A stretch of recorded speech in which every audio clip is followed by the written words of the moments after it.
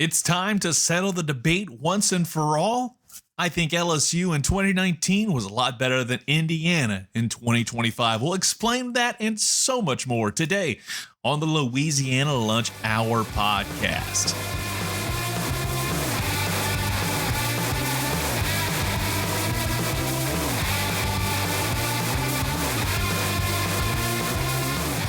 And welcome everyone to the latest edition of the Louisiana Lunch Hour podcast. Appreciate you listening in. As always, if you haven't already, make sure you go subscribe today. Be it on YouTube. We're getting a lot of traction on that this week, so make sure you go do so and get in on all the stuff that we've got going on right here, right now. And we're going to get right to it because I've been sitting on this idea for the last couple days. It felt like it was time, right? You know, everybody's still talking about the 2025 Indiana team being undefeated, having a better win-loss record, mainly because they played an extra game than the 2019 LSU team. That said, I don't think the record tells the entire story. Again, I understand that we're in a world where counting stats matter. All these things are important. But I firmly believe that the conversation about this Indiana team in 2025, what they did, especially in the climate that they are in, is nothing short of spectacular. That said, LSU in 2019, that 2019 LSU football team was something special, and I still firmly believe that they are still the best team in the history of college football. You can argue with me all you want, but the numbers don't lie and the facts still stand. LSU in 2019 had a much better strength of schedule. In 2019 alone, they were sitting towards the top in terms of strength of schedule. You had some big road wins against Texas and Alabama. That 3rd and 17 was a game changer for LSU in that game on the road against Texas. And that was a pretty decent Texas team that everybody was looking forward to seeing what they could do. Then you had the Alabama game, which wasn't necessarily game of the century-esque, but you knew going into that one that no matter what happened, LSU needed to win to get to Atlanta. And Bama, it felt like they were going to get to Atlanta if that game had gone the other way. But LSU in that game, I can tell you, by the time you got to the first half, that game was a wrap. By the time you got to the end of the first quarter, it felt like LSU was a team of destiny. It was an amazing game from start to finish. And they handled business. It was definitive. It was definitive against Georgia. It was absolutely definitive against Oklahoma in the semifinals. They were playing angry that entire game and put belt to ass on them. Then you play Clemson. And don't forget that this was a Clemson team well before all the Clemsoning of the modern era. This was Trevor Lawrence, a guy that felt like outside Alabama couldn't be touched. This man had everything going for him. They looked like they were handling business to start that game. If you go back and watch that game, I think that was the one matchup that LSU had where they were at least somewhat challenged. But then the second half came around and LSU just basically said, hey, we're going to go ahead and put belt to ass and put the cherry on top of this ice cream sundae that was the 2019 LSU season. One of the greatest of all time. That offense was on another level. Joe Burrow, Jamar Chase, Justin Jefferson. Need I say any bleeping more than those three guys made the most impact than any other program in the country. 5,000 yards through the air for Joey B. Yeah, think about that. They never trailed once in the fourth quarter. That is nothing short of impressive. And again, I feel like the only real game that LSU had in 2019 where it was at least somewhat competitive was that wacky game against Auburn heading into the bye week. That was the only game where it's like, oh, yeah, this is kind of a more human looking LSU team. You go back to that 2019 season, that Auburn game, 23-20. LSU definitely had the game under control, but it just didn't feel the same as what you saw against Vanderbilt, where they put up 66. It didn't feel like the same LSU team you saw 2 weeks later on November 9th, 2019. Never forget that date, 46-41. It didn't look like the team that put belt to ass against Arkansas, whipped up on Ole Miss, beat down Georgia 37-10. Mind you, they got there looking back a couple years later, but that's a different conversation.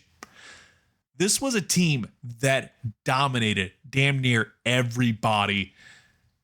And they only had 2 games where it was in conference play in the SEC, where it just means more.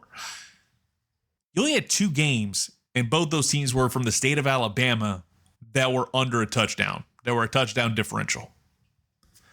Again, the Auburn game, 23-20, 46-41 LSU.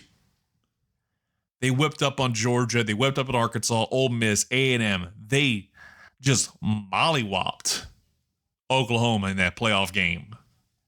And then you had LSU just dog walk Clemson after a relatively sluggish first half.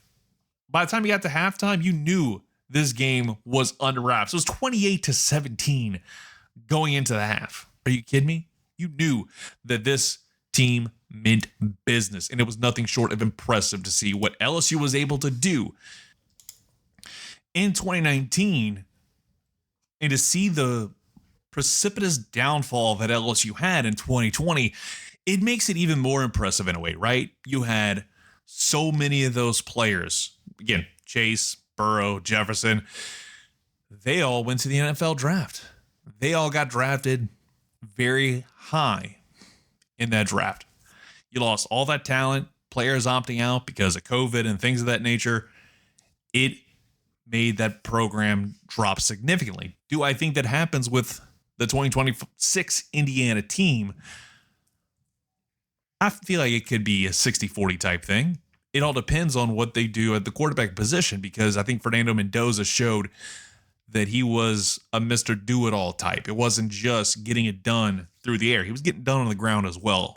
Obviously, one of the most iconic plays that Indiana football will be using in the highlight reels for the next 200 years type of play. It's nothing short of impressive in terms of what Indiana did in the current climate of college football. But I think in terms of just a team, if you put the 2019 LSU team and the 2025 Indiana team in a NCAA college football matchup, there's no doubt in my mind that I think 2019 LSU would be 2025 Indiana 9 times out of 10. And that's all you need to tell me that this LSU team, especially on the offensive side of the football, would beat 2025 Indiana's brains in. That's just how I see things. Flip it over to some college basketball for a minute, because I was going to get to some conversations surrounding the Louisiana Raging Cajuns, because they are losing their freshman forward, a star. He's missing the rest of the season with a torn patella tendon. It is some brutal news. This man was having a great season up to this point, 11.5 points per game in Sun Belt Conference play. He had a 26-point performance against UL Monroe. He was starting to find his groove in conference play, a bright spot for a Cajuns program that needs to have that. That said, I think it is interesting that this happens before you get to the month of February. I firmly believe that this Cajuns team is going to get better in 2026-27 season. I've already kind of given up hope, but it definitely feels like this team is cooked. I'll also throw in this number, the fact that the Cajuns are going to be playing App State. This game was supposed to be at 5:30, but with the big freeze going to be coming up before too long, that matchup has been moved up to an 11 a.m. start tomorrow due to the This weekend's forecasted weather and possible travel restrictions is moved up 11 a.m. And of course, you can watch that action on the Plus.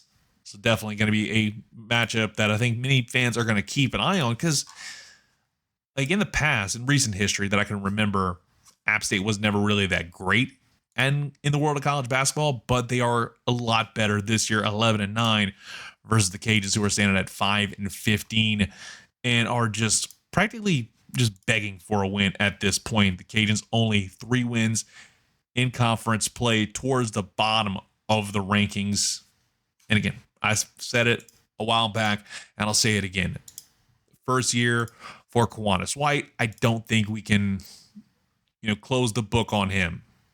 Give him a couple of years, and then we can start having a very serious conversation about what's going on with this Cajuns program. But I think it all comes down to the almighty dollar, which is something another head coach wound up saying not too long ago, and that's Gary Broadhead. I think he nailed it on the head. Is the NIL money arms race is an absolute challenge and a half for a lot of these programs to take. And that's a risk that you have to do if you are a group of 5 program. Because the Power 4 is going to take all the big ones, and you're sitting there. It's like, what else are we going to do? Where are we at in 2026? That's kind of the $1 million question I think a lot of us are going to have for a lot of these programs that have men's and women's basketball, baseball as well. Is how much longer do those programs have in terms of a shelf life to keep it up and running? Because obviously, athletics departments, they always run at a deficit, right? And if the football program's not drawing money, it's going to affect everything else. It's a trickle-down effect. Now, whether or not that is a viable excuse for certain teams, certain programs, I feel like in the case of the Louisiana Raging Cajuns, it feels like they're basically tied behind their back when it comes to the NIL money. I'm hoping, that changes before too long, because I'd love to see that program start to build in the right direction. But that's about all we got for today's edition of the Louisiana Lunch Hour podcast. Appreciate you listening. And if you haven't already, go ahead and subscribe to us today. That way you don't miss a single episode. Till then, we'll talk to you tomorrow.